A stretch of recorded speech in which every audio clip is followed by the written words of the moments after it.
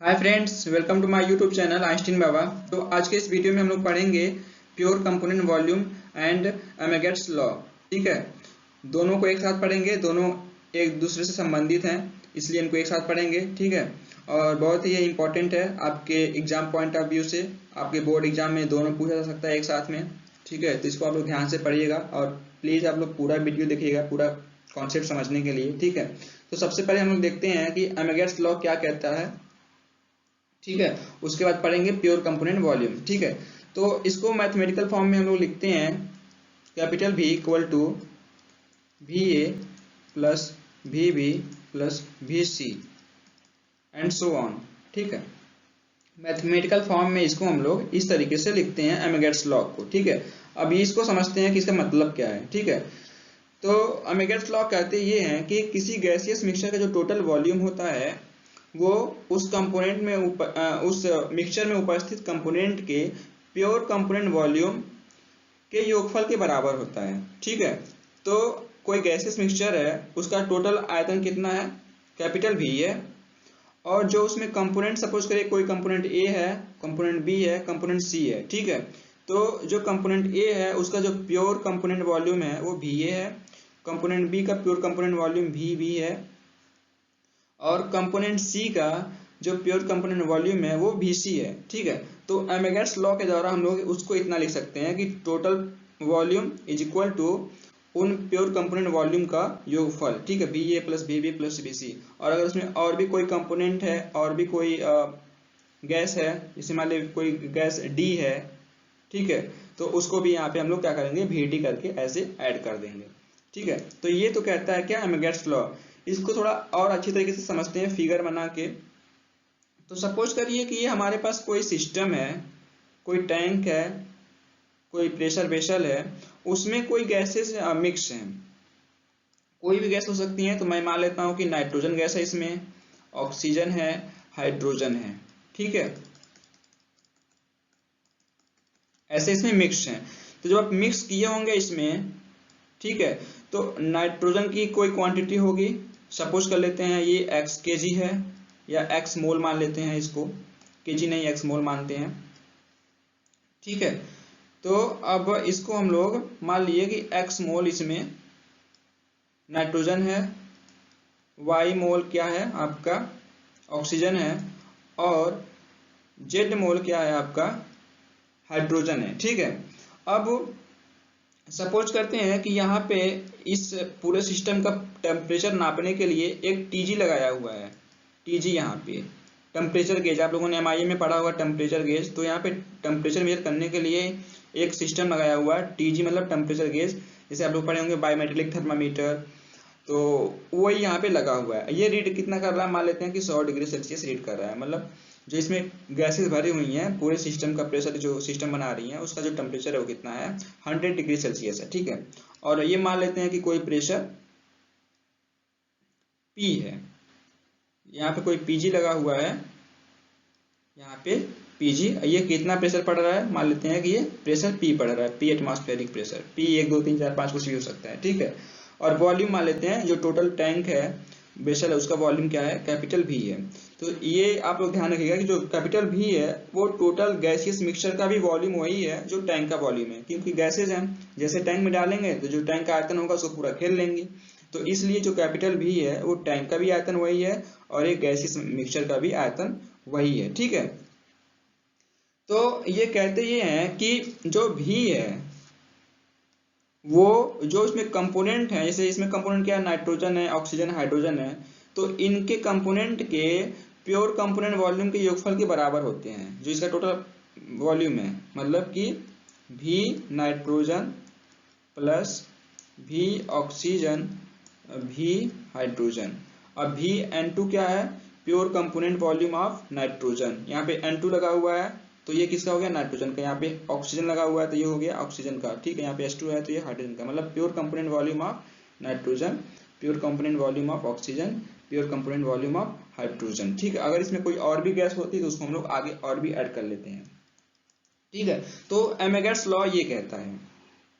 ठीक है, अब समझते हैं कि प्योर कंपोनेंट वॉल्यूम क्या होता है। ठीक है, ये पूरा सिस्टम आपको समझ में आ गया होगा कि इस कंडीशन में कोई गैसेस भरी हुई हैं, ऑक्सीजन, नाइट्रोजन, हाइड्रोजन, जिनका x मोल है, O2 का y मोल है, H2 का z मोल है, और पूरे सिस्टम का वॉल्यूम क्या है, v है, और प्रेशर क्या है, p एटमॉस्फेरिक है, और टेम्परेचर कितना है, 100 डिग्री सेल्सियस। ठीक है, अब प्योर कंपोनेंट वॉल्यूम क्या होता है कि इसमें से क्या करें, हम लोग किसी एक कंपोनेंट को चुने, सपोज करिए नाइट्रोजन को, और इसकी जितनी क्वांटिटी है मतलब x मोल, उसी x मोल को हम लोग क्या करें, एक दूसरे टैंक में रखें। सपोज करिए इस टैंक में रखे हम लोग, और इस टैंक में रखने के बाद x मोल, यहाँ पे x मोल क्या है, नाइट्रोजन है, और x मोल नाइट्रोजन है यहाँ पे, और यहाँ पे भी इसमें एक Tg लगा हुआ है, और इसका भी टेम्परेचर कितना है, 100 डिग्री सेल्सियस। अब क्या करना है, इस जो x मोल नाइट्रोजन है उसको ऐसे वेसल में रखना है कि अगर टेम्परेचर 100 रहे तो प्रेशर कितना हो जाए, p एटमॉस्फेरिक, मतलब जितना प्रेशर यहाँ पे रहे उतना ही प्रेशर यहाँ भी रहे। ठीक है, तो जो यहाँ पे Pg लगा होगा वो कितना पड़ेगा, p एटमॉस्फेरिक। ठीक है, तो इस कंडीशन पे इन जो दोनों का प्रेशर और टेम्परेचर का जो कॉम्बिनेशन है, इस कॉम्बिनेशन में कोई इसका वॉल्यूम होगा। ठीक है, तो जो वो वॉल्यूम रीड करेगा, जो वॉल्यूम वहां पे होगा, ठीक है, उसी को हम लोग बोलते हैं क्या, pure component volume of nitrogen.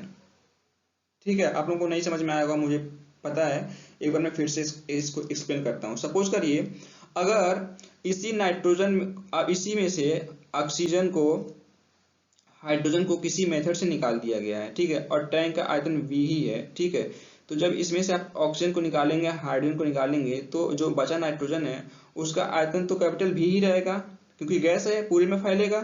ठीक है, लेकिन उस कंडीशन में जब इसमें से कंपोनेंट निकाल लेंगे तो यहाँ पे प्रेशर का मान क्या होगा, P एटमॉस्फेरिक नहीं, P से कुछ कम हो जाएगा। ठीक है, और टेम्परेचर का मान भी कुछ कम हो जाएगा। ठीक है, लेकिन हम क्या कर रहे हैं, यहाँ पे जो यहाँ पे टेम्परेचर है उसको भी हम यहाँ पे वही मेंटेन कर रहे हैं, और जो यहाँ पे प्रेशर है उसको भी हम लोग वही मेंटेन कर रहे हैं। तो इसी सिस्टम को हमको मेंटेन करने के लिए क्या करना पड़ेगा, ये जो वॉल्यूम भी है इससे कम वॉल्यूम का कोई हमको टैंक लेना पड़ेगा, और वो वॉल्यूम इतना छोटा होगा, इतना होगा कि वो उसमें अगर x मोल नाइट्रोजन डालेंगे तो अगर ये कंडीशन है तो उसका प्रेशर क्या होगा, P के बराबर हो जाएगा। ठीक है, तो इस तरीके से ये कह सकते हैं कि ऐसे ऐसे हमको 3 टैंक बनाने पड़ेंगे। ठीक है, यहाँ पे मान लीजिए y मोल हो गया, और यहाँ पे भी ये 100 डिग्री सेल्सियस ही मेजर कर रहा है। ठीक है, और ये भी P है। ठीक है, ये Pg है, ये भी कितना कर रहा है, P, और एक टैंक EC के बराबर।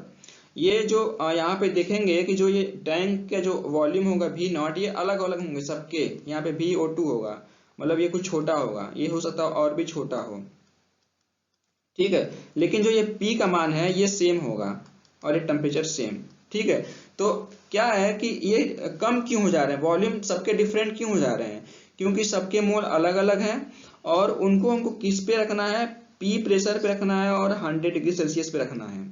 ठीक है, तो चूंकि इस कंडीशन को लाने के लिए हमको क्या करना पड़ेगा, इसका वॉल्यूम कम करना पड़ेगा, क्योंकि फिर से मैं रिवर्स आता हूं, अगर इसमें से हम लोग ऑक्सीजन निकाल लिए हैं, हाइड्रोजन निकाल लिए हैं, केवल नाइट्रोजन बचा हुआ है, x मोल नाइट्रोजन बचा हुआ है इसमें, तो क्या है, P एटमॉस्फेरिक रहेगा, प्रेशर थोड़ी रहेगा, इससे कम हो जाएगा। ठीक है, तो अब हमको क्या करना है, जितना प्रेशर कम हुआ, अगर हमको फिर से प्रेशर उतना ही P एटमॉस्फेरिक करना है तो हमको क्या करना पड़ेगा, इसका वॉल्यूम कम करना पड़ेगा। क्यों, क्योंकि आप पढ़े होंगे PV बराबर nRT से, यहाँ पे जो P है, जो बायल्स लॉ क्या कहता है, P प्रोपोर्शनल 1/V। तो अगर यहाँ पे P हमको, P चूंकि कम हो गया, अब P हमको क्या है, बढ़ाना है, जो कम हुआ था P से कम होकर कुछ आ गया था। ठीक है, जितना आ गया था अब हमको फिर से वापस P करना है, तो V के यहाँ पे देखिए क्या है, P को बढ़ाना है हमको, तो यानी V को कम करना पड़ेगा।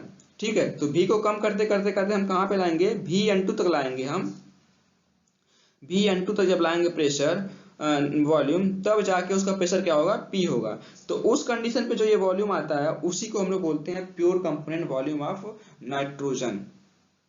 ठीक है, इसी तरीके से हम लोग एक्सप्लेन कर सकते हैं ऑक्सीजन वाले को भी, इसी तरह से हाइड्रोजन वाले को भी। ठीक है, तो यही एमेगेट्स लॉ कहता है कि जो किसी गैसियस मिक्सचर का टोटल वॉल्यूम होता है वो उनके प्योर कंपोनेंट वॉल्यूम के योगफल के बराबर होता है। ठीक है, तो उम्मीद करता हूँ आप लोग समझ गए होंगे प्योर कंपोनेंट वॉल्यूम। अगर किसी को भी जरा सा भी कहीं भी कंफ्यूजन हो तो प्लीज कमेंट बॉक्स में या फिर मैसेज करके, फोन करके भी यहाँ तक पूछ सकते हैं, मैं यहाँ तक आप लोगों को फ्री करता हूँ।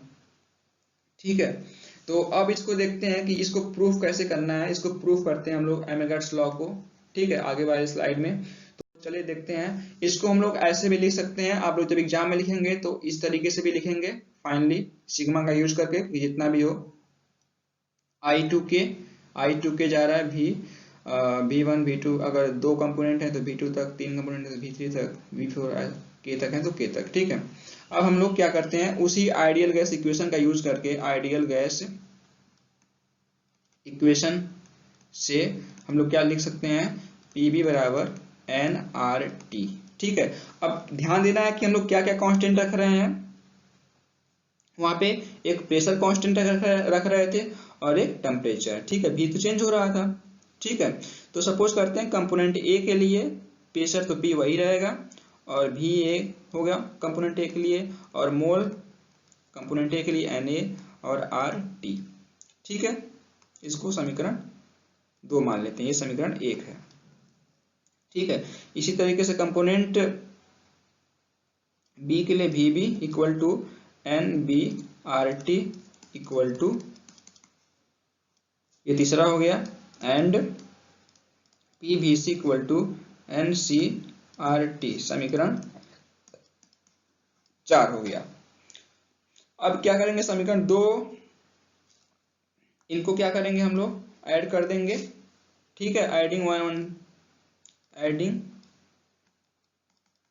2 3 एंड 4, तो ऐड करेंगे तो क्या होगा, चूंकि P सब में कॉमन है तो ये ऐसे ही हो जाएगा, VA VB plus VC equal to NA B NC equal to RT, ये समीकरण 5 हो गया। ठीक है, अब देखेंगे यहां से जो Na क्या है, टोटल नंबर ऑफ मोल्स है, तो इसको हम लोग क्या लिख सकते हैं, N के बराबर RT, ये समीकरण है, ये इसको काट लीजिएगा, ये वाला समीकरण यहां से करेंगे तो ये समीकरण 5 है। ठीक है,